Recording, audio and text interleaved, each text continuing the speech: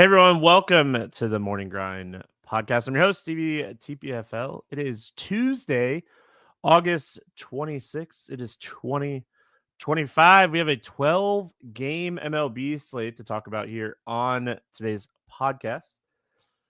It's an interesting slate. So I was looking at it for the last 30 minutes or so. I haven't done my normal full research for the slate, but I thought the slate was interesting. The pitching that we have, the options that we have pitching wise are all interesting. So really interested to, how many times am I going to say interested? Really interested on like breaking down this slate and kind of seeing what my final thoughts are. So appreciate everyone for being here. I know I talked about doing more podcasts last week and I wanted to, and man, I have to get used to this new schedule that I have, because even tonight, like I seriously like debated on, am I going to do the podcast tonight? Because I coached for 7 hours today, between high school and club. So just flat out exhausted when I got home, but 8 felt better. And hey, shocking that like when you eat something for the first time in 8 hours, going nonstop, that you feel a little bit better. Right? So I decided that it'd be fun to jump on and talk about the slate. So I'm here and we're gonna break it down and have some fun. So let's get started. Game by game, like always. And like I said, bunch of games, so a lot to talk about. Washington at New York facing the Yankees, 8.5 total in this game. Yankees a 180 favorite. Hill against Gore in this one. I mean, starting right off the bat, we have Mackenzie Gore, who has shown plenty of ceiling all season long. Upside has been there. The strikeouts have been there. And we have seen like the last, I'd say, month, maybe even extended month and a half, he's been all over the place. The walks have been an issue at times. Home runs have been an issue. The strikeouts have been an issue.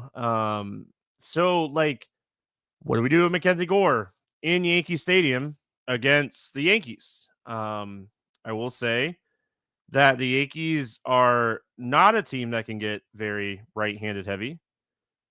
And they are a team that has shown at times this year that they can struggle with left-handed hitting. They're also a team where you're looking at it and you're like, man, this team could put up 10 runs against a pitcher that has been struggling with home runs and walks. So I'm going to say this a lot, I feel like, on this slate from my first look before the podcast. It's an interesting one. The Yankees have the highest WRC plus in baseball against left-handed pitching this season. They have the highest or second highest ISO. I think the Dodgers have the highest. They have the highest walk rate against left-handed pitching. But they also strike out middle of the field. I think they're like 14th or 15th in strikeouts. So it's not my favorite spot for Mackenzie Gore. And this is what I meant, why I was going to say this a lot. It's not my favorite spot. Yeah, I don't know where a hat is. Chat. I don't know where a hat is. Like, and I didn't care. I have a hat down there, but I don't feel like getting a hat. So, but yeah, I'm gonna say this a lot. This podcast, like, I could see why people would play some Gore, but he's not my favorite pitcher. If that makes sense. Luis Gil on the other side of this game.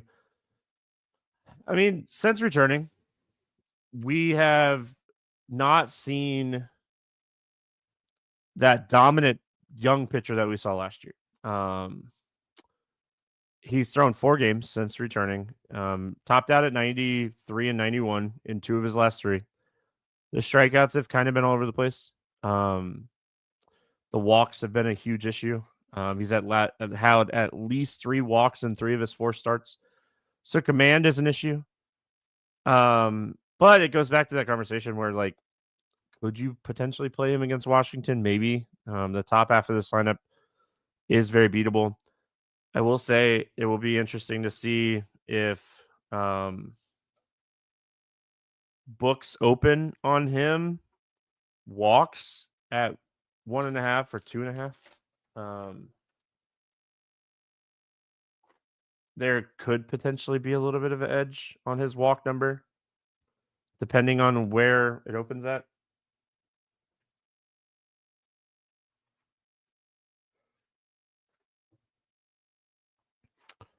All right, bats in this game. As far as the Washington bats, he'll even last year he struggled with lefties. So if you want to take a shot on like James Wood, Garcia, Abrams, Bell, no issues with that. On the Yankee side, when Mackenzie Gore is struggling with command, he is very stackable against. They have a lot of power against lefties. I mean, obviously Judge, Goldschmidt would be up towards the top of the list, but they have plenty of platoon guys that they have in this lineup as well. Stanton, he's kind of expensive now. Volpe is kind of cheap. So I could see definitely stacking the Yankees against Gore and hoping that he has one of those games where he's just struggling with command. Minnesota at Toronto. Yeah, Minnesota at Toronto. Where we go next? 8.5 total in this game. Blue Jays a 182 favorite. Ober and Bassett pitching against each other here. Bailey Ober really just has not been dominant. I wouldn't necessarily say he's been bad. He had a stretch there where he was really bad. But he hasn't just necessarily been dominant. Even since coming back, he's been okay. He just hasn't been dominant. So I struggle with Bailey Ober because of how much he's struggling. The one good thing since returning from the injured list, he was out for almost 2 months. Since returning, Bailey Ober has been very good against righties, which definitely benefits him against this Toronto lineup that has majority of right-handed hitters. Or yeah, I don't like the spot. I like the price tag, but I don't like the spot for him. I think this is a spot that would take a lot for him to hit his upside. So I'm probably out on Ober, and I'll talk about some of the bats that I potentially like against him when we go to the other side. And then Bassett. Oh, Chris Bassett. I mean, his command just seems to keep getting worse, and he keeps the team to be struggling more with lefties and lefties. Walks really an issue. At least 2 walks in 4 straight games. So walks a huge issue for him right now. Just I don't know. When you have, I don't even want to necessarily say that Chris Bassett is old, but when you get these guys that are later in their career, because I mean, he's younger than me, so I don't want to say he's old because I don't want to say I'm old. I mean, he's 36. He's like a year younger than me, almost to the day. So I don't necessarily say he's old. He's just getting towards the end of his career. And when you get late in the season with some of these guys that are getting close to the end of their career, you worry a little bit more. And he's been really struggling with lefties. If you look at his numbers over the last month against lefties, like 21% Ks, but 15% walks, 255 ISO, 390 WOBA, a lot of hard contact, a lot of barrels to lefties at the second part of the season. So probably pass on Bassett. Kind of like some of the lefties here for Minnesota. Larnick, Waller, Clemens, maybe Julian, but I always worry about pinch hit risk with him and striking out 5 times.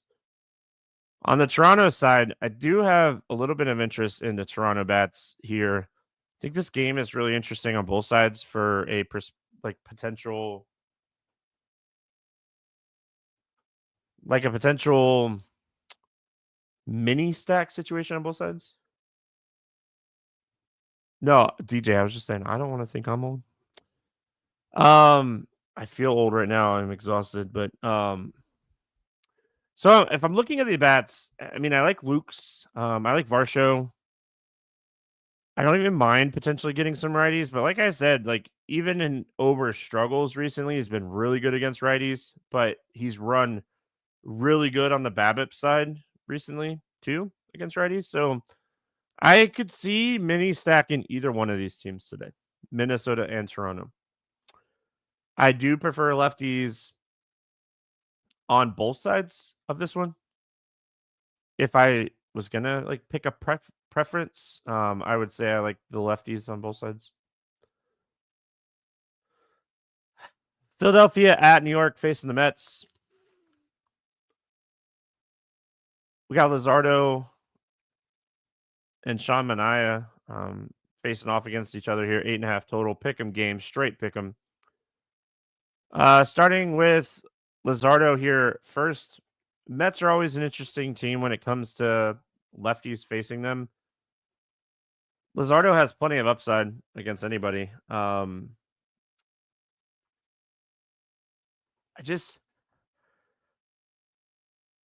don't know. I just look at it and I'm like, he strikes out lefties at a high clip, and they still left a few lefties in the lineup against Sanchez on Monday night.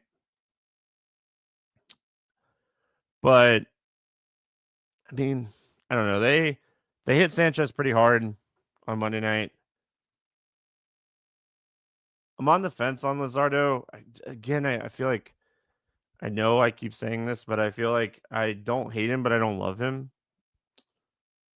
It's how I feel about a lot of pitching today, just in general. Going to the other side, Sean Manaea. His strikeout stuff hasn't been that bad. I mean, obviously he was late to the game this year. He doesn't have that like dominating stuff, and he gets hit, and he throws a lot of strikes, which results in getting hit a little bit more, especially against right-handed power. So as far as the bats go, I mean, I like Turner, I like Realmuto, I like Bohm. Bader should be in the lineup against the lefty. There's just so many good spots for hitting today that I don't think the Phillies are going to make the cut for me. Again, I typically play 3 to 5 teams, so I don't think they'll make the cut for me today in this ballpark. And the same with the Mets. I know they had a really good game against Sanchez, and they scored a ton of runs on Monday night. Luzardo struggles with right-handed power, so if you were going to play people, it'd be Vientos, Alonso, Marte, Lindor would be my favorite targets here. One of my least favorite games all around pitching and hitting. I mean, I could see why you would make an argument for either side of this game, hitting and pitching. It's just not my favorite game personally. Kansas City at Chicago taking on the White Sox, 8.5 total in this game. Kansas City a 125 favorite. Lorenzen and Perez facing off against each other. All right, Lorenzen for me, he has like these games every once in a while he pitches really well. And he'll have like these high upside games, and it's just like, where'd that come from? He has done a really good job lately of limiting power, but he also hasn't pitched a ton lately. So it's like, how much do I really trust? Like, since he's come back. But I mean, he just faced this team and threw 4 innings, 3 hits, 3 Ks, 2 walks. Just kind of had an okay game. That was one of his first games back. This lineup is terrible. So I could see why you can make the case because, like I said, he does have those upside games every once in a while. Again, I just don't love it. I'm not a huge Michael Lorenzen fan in general. Martin Perez, I was shocked. the other day when I saw that like Perez was back. He pitched in like April and then he came back. What was it, like a week and a half ago? I was shocked. I was like, what the heck? I was so thrown off by Perez being back. And then he pitched well against the Braves, and I had like a ton of Braves props the other day. I'm not a Martin Perez fan. I don't think that the magician is good. The one thing that I will say is Kansas City struggles with left-handed pitching. They realistically have struggled with left-handed pitching all season. I mean, it's just been one of those things where we've talked about this a lot. They've been bottom 10 in a lot of statistics all season against left-handed pitching. I think they're last still. Somebody could quote me or look, but I'm pretty sure they're last in the league in home runs against left-handed pitching this season. So you can see Perez potentially limiting the damage, but I don't think that we want to play him. But as far as the bats, I mean, like Witt, Garcia would be my two favorite bats here. Salvi has like been really good against righties this year and just continues to struggle with lefties. But if I was gonna 3-man stack, he'd definitely be like that third piece for me. On the White Sox side, I don't know. I like picking on Lorenzen. I tend to pick on him with power, which is where this team kind of just struggles with power. I mean, they could score runs, but like I just don't feel like they have a ton of power.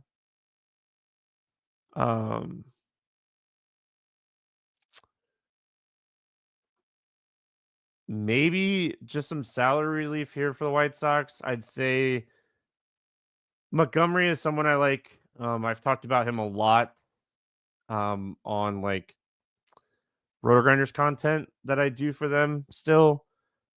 He's always someone that I always kind of write up and talk about. He's really solid young player. Kyle Teal is finally starting to hit. Like Kyle Teal is very good. It was only a matter of time before Kyle Teal started hitting. Tachman's still really cheap if you needed like a cheaper outfielder. I think my targets would be those three: Montgomery, Teal, and Tachman. That'd be my targets if I was looking at playing any White Sox bats, which I don't know. Are we ever really excited about playing White Sox bats? Is that a thing? I love that you guys are giving me comments about my hair. This is how my hair always is. I just always wear a hat. This is always how my hair is. I literally have been getting the same haircut for over 10 years. It's just I usually have a hat on. Chicago White Sox helped me finish second, fourth, and first last week. Hey, there you go. Yeah, maybe you are excited. Maybe you are, Derek, the one person that is excited about playing the White Sox. All right, we got Arizona at Milwaukee up next. This game has an 8.5 total. Brewers are 157 favorite. Fiat against Mizorowski. Okay. First of all, I'm not a huge Brandon Pfaadt fan at all.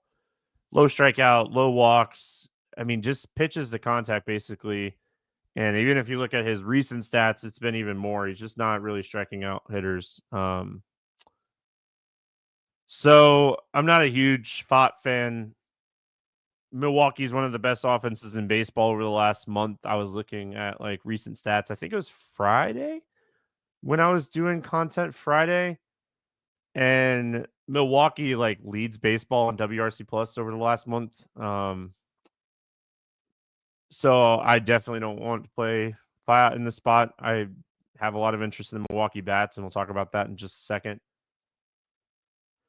Other side of this game, Mizorowski. I mean, this kid has plenty of strikeout ability. It's just whether or not his command is on. When his command is on, he can go out and strike out 10 plus and keep the walks down. He can have dominant games. On paper, you would expect the Arizona lineup to be a lot worse than it is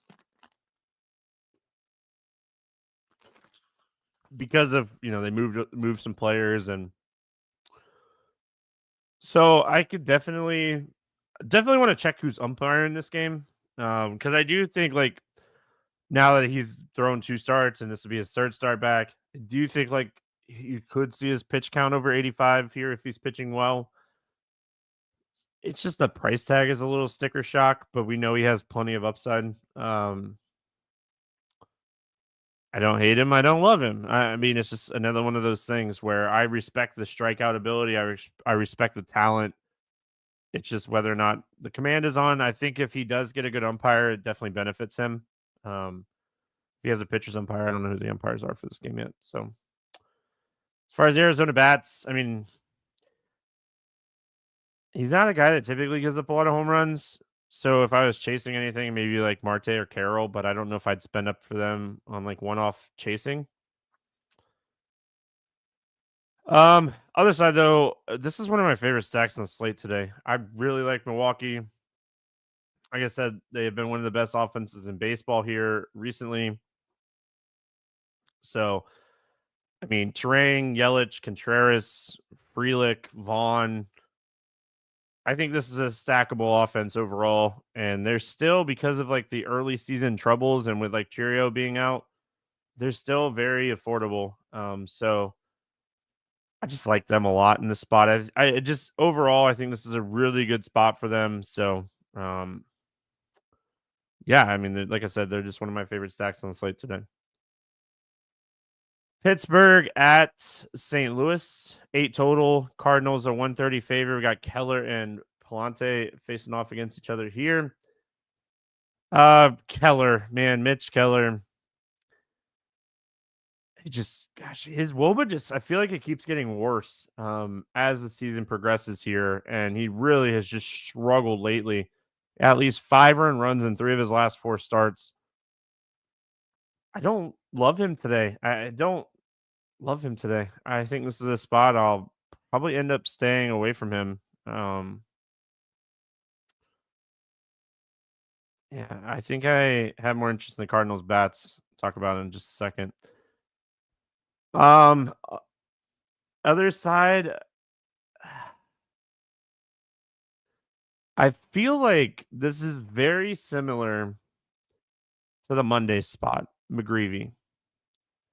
Palante and McGreevy, in my opinion, are very similar pitchers. Low strikeouts, low walks, try to pitch to contact, generate ground balls, and just kind of avoid getting blown up. Palante on the season, 16% Ks, 8% walks, 62% ground balls. Tries to go out and throw ground balls and limit the damage. He's allowed 15 earned runs over his last 3 starts. If I had to pick a spot for him to do really well, I definitely would pick this spot. I think price wise, if you're looking for top end stacks, he could make some sense because they just don't have any power. I don't think they have a hitter in this lineup right now with an ISO over 200 this season against random pitching. So I think if BABIP is on his side, he could put up 20 fantasy points at 6K, which is 3 times his price, which is great on this slate in particular. I think you could take some shots on Palante today. I don't love it, but I do like it price wise a little bit more. Um, than I thought I would. 6K is a really fair price tag for a guy that you kind of think can go between like 15 and 20 fantasy points here. I mean, with O'Neal Cruz out, just no interest for me in the Pittsburgh bats. I'm going to pass on them. I do like the Cardinals. I think they're a very stackable offense against Mitch Keller. Like I said, he just continues to struggle.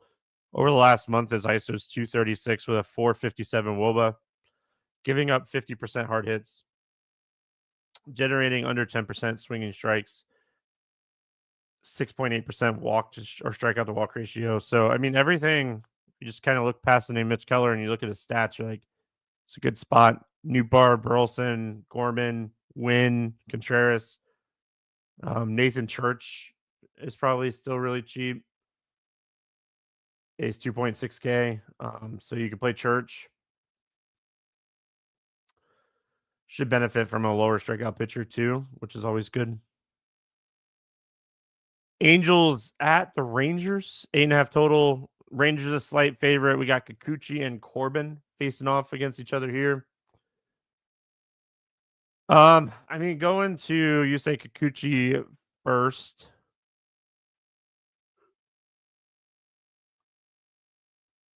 If he could just avoid like the bad innings and the home runs, like he has some upside against anybody. And depending on the lineup, I think this is a lineup play. There's been some times this year, multiple times, where Texas has just rolled out very bad lineups.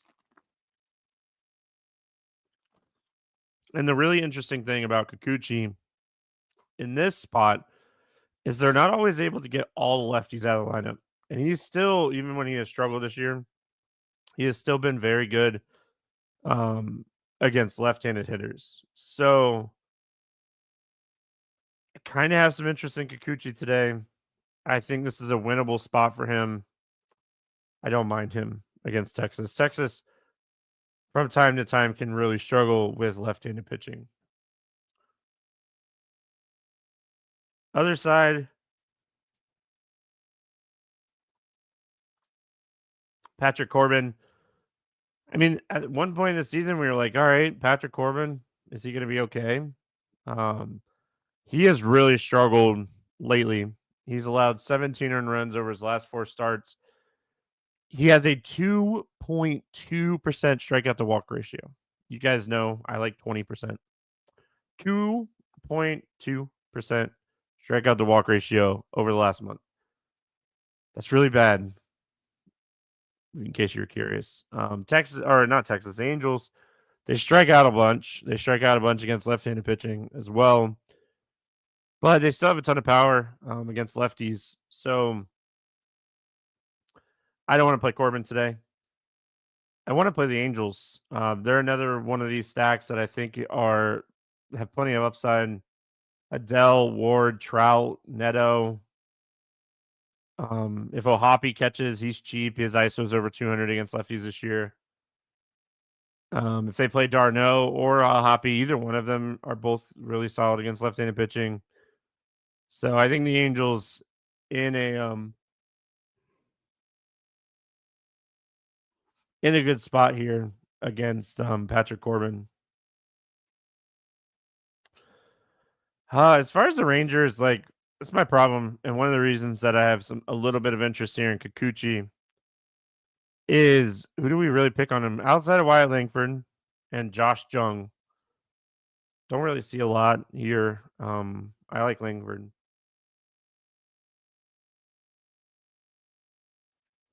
So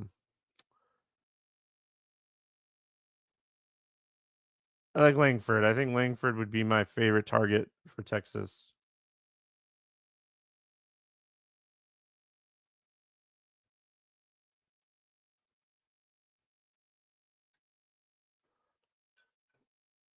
All right, Colorado at Houston is where we go next. This game has a 8 total. The Astros hit 330 favorite. Brown against Gordon. I don't really have any interest in Gordon. I mean, we could start there. Tanner Gordon, below average strikeout pitcher, really struggles with both sides of the plate. Gives up power to both sides of the plate.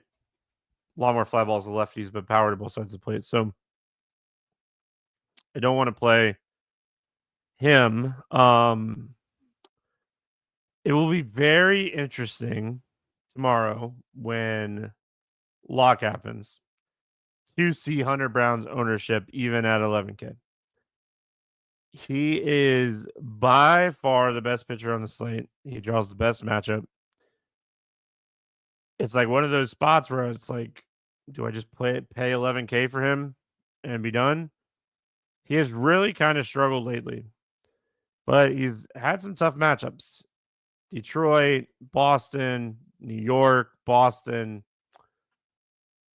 So it's like, what is this like the best like bounce back spot ever? I mean, he put up 25 fantasy points on DraftKings against the Rockies in Coors, and now we're getting them at home. Just a really good spot for Hunter Brown. I think there are a couple of pitchers on this slate that have upside, but I will say I think Brown has the highest ceiling on the slate. If he's pitching his game, he just yeah. He has I feel like he has the highest ceiling. No interest in the Rockies bats whatsoever. Some interest in Houston. I mean, Pena, Altuve, Correa, Walker, all in play here for me.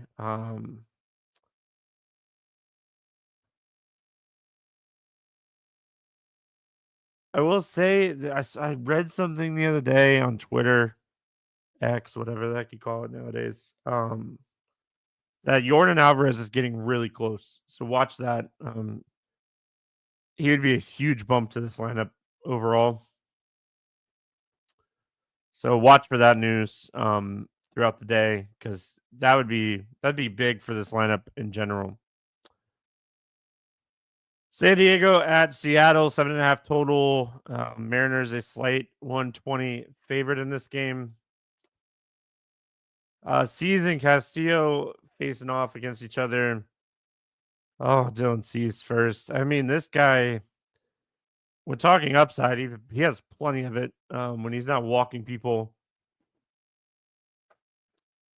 Seattle has a team that just has so much upside at the top half of this lineup. With Naylor and Suarez added to Riley and Rosarina. I don't think Cease should do well in this spot. So I'm probably off of him.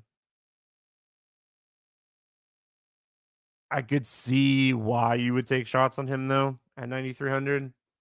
Seattle does strike out quite a bit.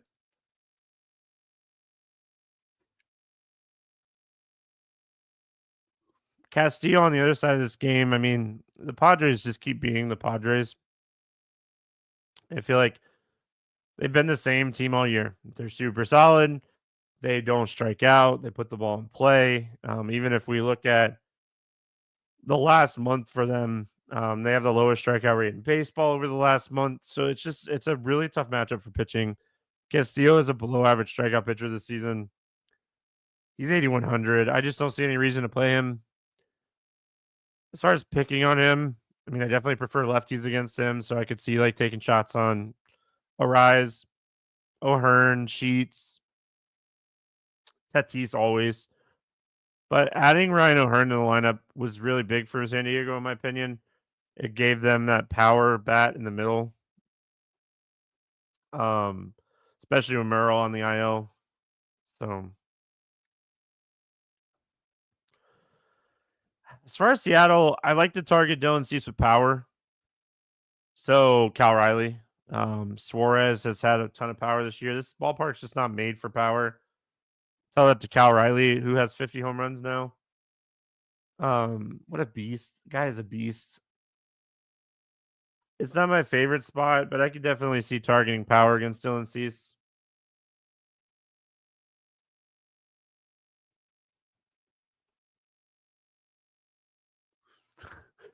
If you're watching live, I'm sorry. My voice is starting to go out of nowhere too.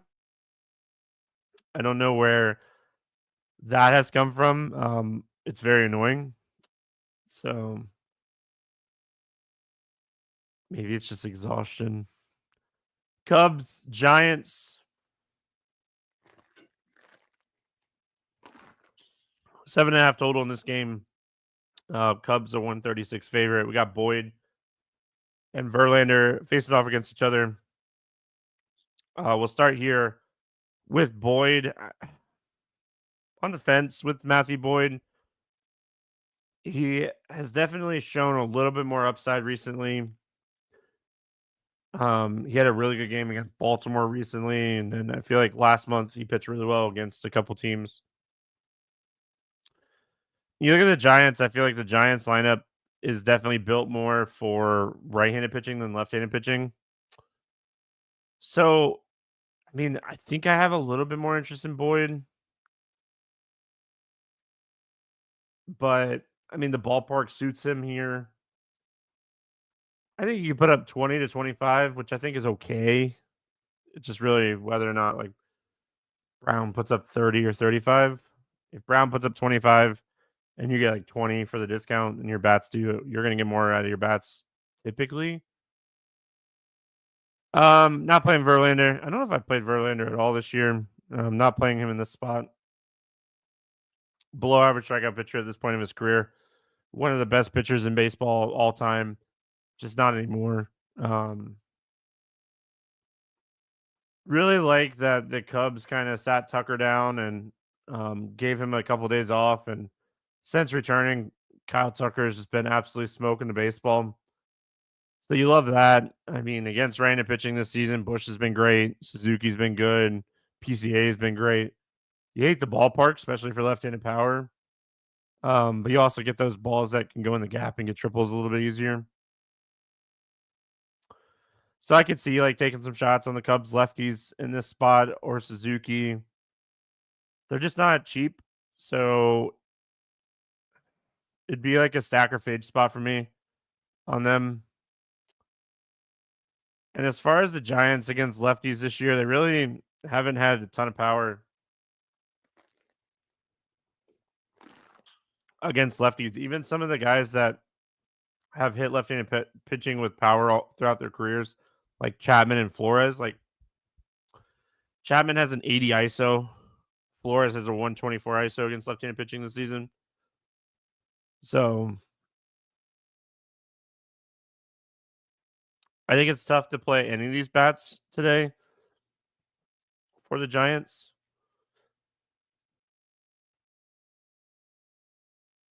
But if I was going to play any of them, it'd be Chapman or Ramos at their prices. All right, we got Detroit at the Athletics. 11 total in this game. Way different than what we're seeing on Monday night. Tigers a 144 favorite. We got Morton and Bido facing off against each other in this one. Someone in chat just said that Scoble has 9 strikeouts through 5 innings at 60 pitches. He's really good at throwing baseballs. We'll start with Charlie Morton here. I mean, I guess Charlie Morton hasn't been awful, especially since joining this team. Trying to find like that one more playoff push that Charlie Morton has in him. Still struggles with home runs. This team is just, they have so much power against right-handed pitching. And they're deep too. So I don't think this is a spot I want to play him. And then I definitely don't want to play Bido. He's not good at all. Yeah, he's not good. He's not good. And he probably doesn't pitch deep. He probably throws like 50, 60 pitches, and the Athletics have one of the worst bullpens in baseball. So I think this is a stack up Tiger spot. They're right up there with Milwaukee as one of my top stacks on the slate today. So I definitely like both sides of this game. I don't think this total is like outrageous. I think that this total, like both of these teams can hang crooked numbers in this game. So Carpenter, Green, Torkelson, Perez, Keith would be my favorite bats from Detroit if I had to kind of pick through some bats. And then Charlie Morton has been kind of reverse splitsy this season. So like Rooker is really interesting in this spot. But I think like any of these power lefties are in play too. Like Kurtz, Soderstrom would be my favorites. But like Langoliers and Rooker are really interesting here just because of a little bit of reverse splitsiness that Morton has had this year. And both of those guys can hit right-handed pitching with power. Not that like Wilson can't hit them with power, but he's definitely, I feel like Wilson's more of an on-base guy. I don't mind the right-handed power bats for Athletics, but I think that, like I said, I think both of these stacks are in play today. All right, we finish it out. Cincinnati at LA taking on the Dodgers. 8.5 total in this game. Dodgers a 180 favorite. We got Martinez against Kershaw. Nick Martinez, I don't think I want to play him today. I mean, you could make a strong argument. I haven't even checked the game, and you could have made a strong argument on Monday for Hunter Green, but I don't think that Nick Martinez is the same guy. He is a below average strikeout pitcher facing one of the best offenses in baseball. And I'm losing my voice out of nowhere. I don't even know where this is coming from. It's so annoying. I said maybe it's a little bit of exhaustion. I know you can lose your voice because of that. I don't want to play Martinez, and then Kershaw. I don't want to play him. Kershaw has done a really good job of generating ground balls. He's kind of changed how he's pitching. He's only allowed one home run over his last 7 starts, and he's just generating a ton of ground balls, not getting hit hard, doesn't have strikeout stuff, but he's just kind of rechanged or not like changed to his. Derek, you said Green has 3 Ks, 1 earned run. He just gave a 2 home run to Paez. So I really appreciate the art of what Clayton Kershaw has been able to do. And this is a lineup that is very beatable. Can he get like 20 to 25? I guess he could. Maybe this would be the spot you take a shot on Kershaw. It's just pitch count is worrisome. I don't know. Maybe I like it more than I originally thought I would. The Reds are not good against left-handed pitching.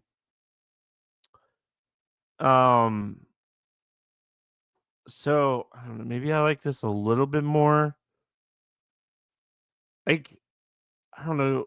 I feel like if Kershaw has BABIP close to on his side in this game, I mean, I feel like he's going to generate 8 to 12 ground balls in this game.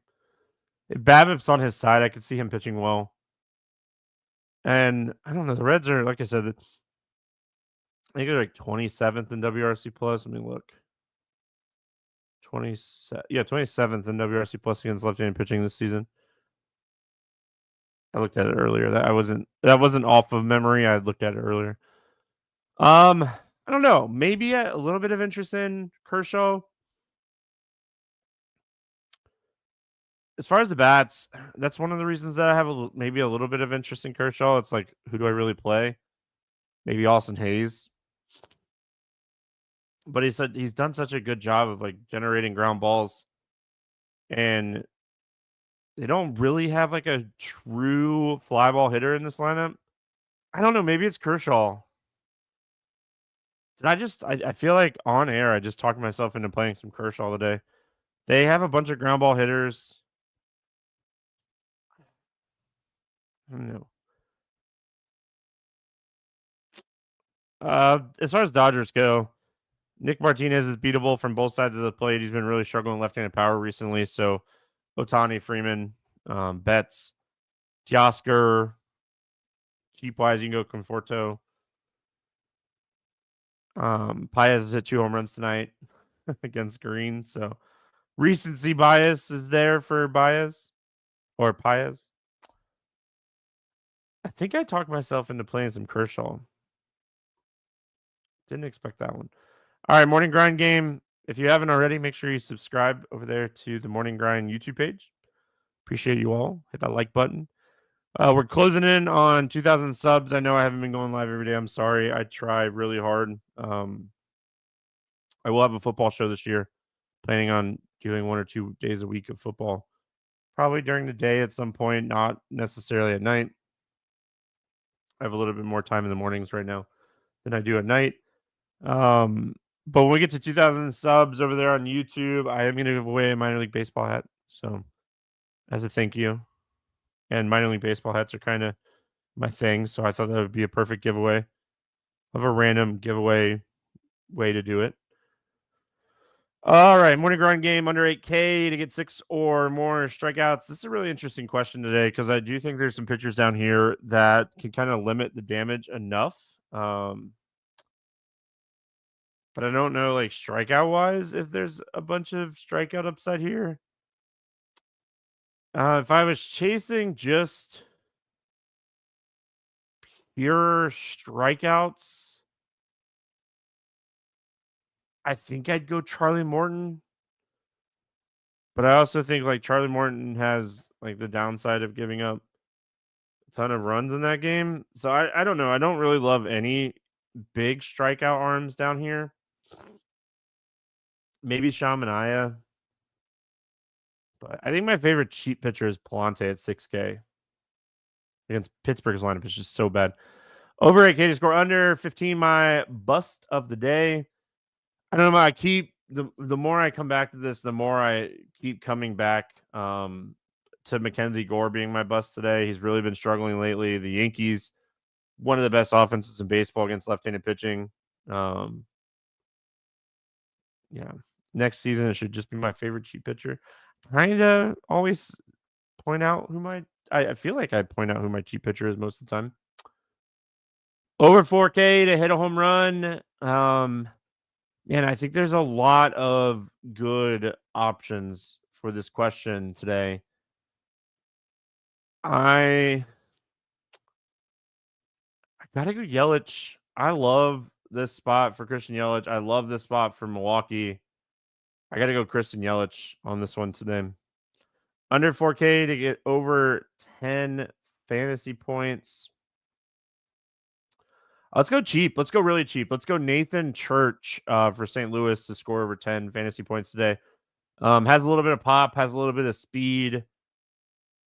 I think it's a very underrated spot against Keller for St. Louis today. Stack to score 6 or more runs. Let's go back to that game that we just talked about. Give me the Detroit Tigers in a spot potentially against the bullpen of one of the worst bullpens in baseball in the Athletics. All right. That's going to wrap it up here for Tuesday. Appreciate everyone hanging out. I should be back tomorrow. I don't know what time I will be live, but I should be back tomorrow night breaking down Wednesday's slate. So appreciate everyone for hanging out, and I will see you all again on Wednesday.